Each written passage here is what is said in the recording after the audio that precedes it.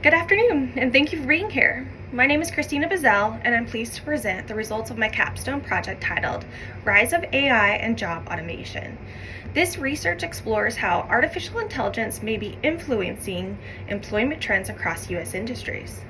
I'll walk you through the project background, the methodology, key results, and what it means for workforce strategy and policymaking.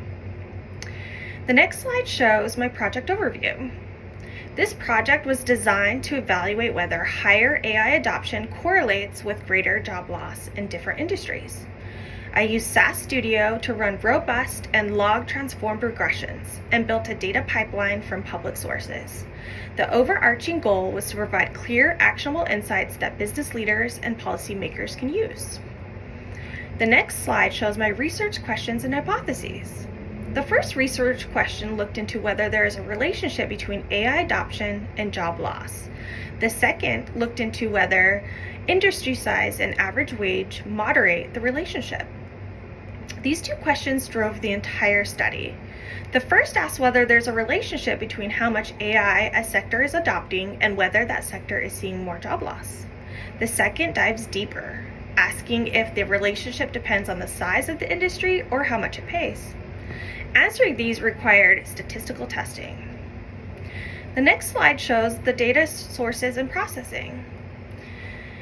My two data sources came from LinkedIn and the Bureau of Labor Statistics. The challenge here was that they used different industry naming systems, so I had to manually match LinkedIn categories to BLS NAICS codes. That process was tedious and required building a custom mapping file. Once merged, I computed the AI job intensity and job percentage for each industry, which is shown on the screen. The next slide shows the statistical models that I used. I began with a simple regression, but the model assumptions didn't hold. The residuals weren't evenly spread, and there were outliers. So I moved to robust regression, which is less sensitive to extreme values. Then I applied a log transformation to the outcome variable, which was job loss percentage, which helped meet statistical assumptions. These steps improved the accuracy and reliability of my results. The next slide shows the key statistical results. The base model didn't explain much, but once I used regression and log transformation, the results improved. The most important finding was that wage and employment size significantly influenced the relationship between AI and job loss. The wage interaction had a p-value of 0.0004 in the final model, meaning it was highly significant. The next slide shows my diagnostic visualizations. I used these visualizations to check whether the assumptions of linear regression were met. The scatter plot showed no strong relationship between AI intensity and job loss. The histogram and QQ plot showed the residuals were close to normally distributed, which supports our model.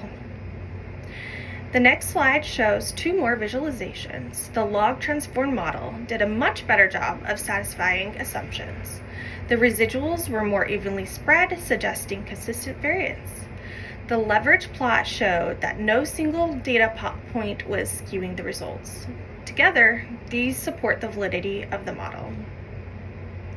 The next slide shows the interpretation and implications. The takeaway is that AI doesn't equally affect all industries, at least at this time. Some are more vulnerable, especially those that are large or offer higher wages. This suggests workforce strategies need to be sector specific. There's no one-size-fits-all solution. The next slide shows my strategic recommendations. These are the steps I would recommend.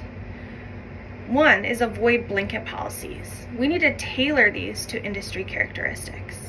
Two, we need to invest in reskilling for high-risk sectors, which is very important. Three, we need to promote ethical AI adoption. And four, we need to improve data consistency across sources. Most importantly, AI should augment, not replace, human work. The next slide shows my references. These sources provided the research foundation and analytical techniques I applied throughout the project.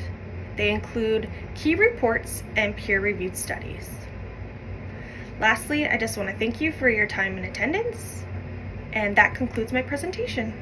Thank you.